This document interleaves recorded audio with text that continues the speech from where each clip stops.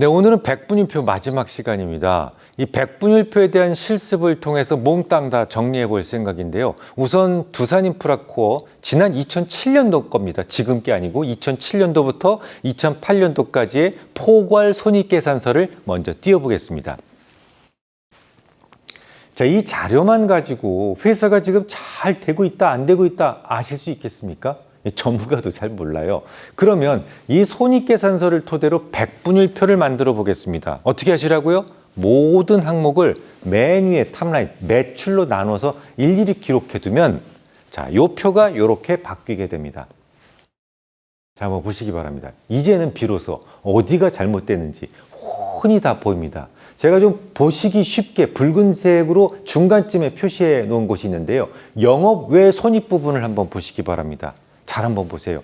그러면 2006년과 2007년에 심각한 영업의 손익의 변화가 있다는 것을 알 수가 있죠. 자, 일단 순이익이 줄어들었던 것이 자체적인 영업 성과하고는 관련이 아니었고 그것 이외에 영업 외에 관련된 문제였다는 것을 알 수가 있는데 자, 그러면 영업 외 손익이라면 뭘까요? 이 회사의 자체적인 영업적 문제는 아니다라고 말씀을 드렸으니까 그 외의 영업적 문제 아니면 자회사로부터의 문제일 가능성이 높다라고 우리가 해석할 수가 있는 거예요. 자, 여기까지 생각이 왔다면 그 아래 붉은색으로 표시됐던 지분법 손익을 다시 한번 확인해 주시기 바랍니다. 자연스럽게 그 부분에서 콕 집어서 문제가 있다는 것을 그냥 일목요연하게 볼 수가 있죠. 지분법 손익에서 문제가 있다면 이 회사는 분명히 지주사일 것이다. 그리고 자회사에서 문제가 생겼다는 것을 알 수가 있어요. 여기까지 여러분들이 확인하셨다면 이제는 모든 전반적인 스캔은 끝난 거예요. 이게 끝. 그 다음에 이제부터 뭘 하셔야 되죠? 이제부터는 본격적으로 자회사와 관련된 것을 중점적으로 뒤져서 실제로 이게 어디가 아픈 데가 있는 건지 어디가 아픈 건지를 분명하게 찾아내야만 돼요. 조금 더 디테일한 기록은 금감원 전자공시에 가면 있습니다. 먼저 사업보고서를 활성화시키시고 연결감사보고서를 클릭하시면 됩니다. 그리고 연결재무제표에 대한 주석사항을 클릭하시죠. 순서대로 직접 해보시기 바랍니다. 그러면 종목별 지분법 평가 내역이라는 것이 나옵니다. 자, 그러면 최종적으로 찾아낸 지분법 평가 내역을 보시겠습니다. 많은 회사가 쫙 있죠. 이게 다 지주사에 가지고 있는 자회사들이에요. 위로부터 4개는 아예 지분법 손익이 잡히지 않고 있죠. 이거는 대개 이미 자본 잠식 상태라는 것을 의미합니다. 지금 게 아니에요. 2007년도 겁니다. 괄호 안에 있다라는 것은 지분법 손실이 발생한 경우를 의미하는데요. 이 회사는 13개의 자회사가 있었는데 지분법에서 이익이 발생한 회사는 한국항공우주산업 달랑 하나뿐이었어요. 자, 그러면 이제 맨 아래 기초평가액을 보시기 바랍니다. 기말평가액을 보면 8,293억 원에 달했던 기초평가액이 기말에는 1987억 원으로 6,306억 원의 평가차 손이 났다는 것을 알 수가 있죠. 자, 그러면 여러분들은 이걸 보시고 어떤 결론을 내리셨겠습니까? 2008년도라고 말씀을 드릴 때 그때는 금융경색이 있었어요.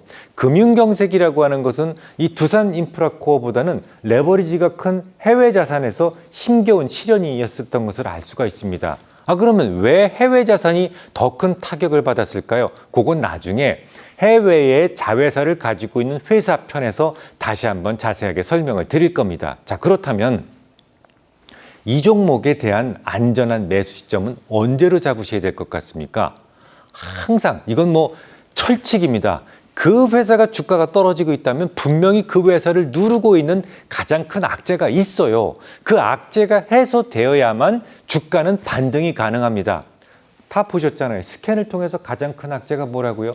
지분법 평가손이다라는 것을 우리가 알고 있어요. 그리고 그것과 관련된 것을 다 찾아봤습니다. 그러면 이 지분법 관련된 문제가 몽땅 해결돼야만 이 종목은 반등이 가능할 수 있다라는 결론에 도달할 수 있는 겁니다. 골프를 책으로만 배우려 한다면 싱글에 도달할 수 없죠. 직접 필드에 나가서 가급적 많이 휘둘러 봐야 실력이 향상될 수 있습니다. 혹시 여러분들이 가지신 종목 중에서 하락하는 종목이 있으실까요? 그렇다면 그 이유가 반드시 존재합니다. 이게 왜 빠지지 고민하지 마시고 지금 당장 진단 키트를 만들어 보십시오. 그리고 그 회사의 어느 부분이 아픈지를 먼저 스캔해내실 수 있다면 그 다음에는 금감원 전자공시를 찾아보실 수가 있어요. 그러면 보다 정확한 원인을 여러분들은 찾으실 수가 있겠습니다. 작전주가 아니라면 이 세상 어떤 종목이라도 하락하는 종목과 상승하는 종목에는 반드시 그에 합당한 이유가 존재하게 되어 있어요. 내가 가진 종목의 하락 원인이 매우 위중하다면 아무리 많이 하락했다고 하더라도 과감하게 털어버릴 줄 알아야 됩니다. 그런 용기가 있어야 돼요. 또 이건 위중하지 않다, 그냥 일반적인 악재다라고 한다면 그 종목의 정확한 반전 시점을 알아내셔야 됩니다. 발목을 잡았던 이유가 깔끔하게 해소되는 시점이 반등하는 시점이라는 것이죠. 앞서 보셨던 것처럼 결국 그 회사를 누르던 악재가 있고 그 악재가 사라져줘야만 주가가 비로소 반등을 준다라는 것을 아실 수가 있습니다. 다음 주에 뵙겠습니다.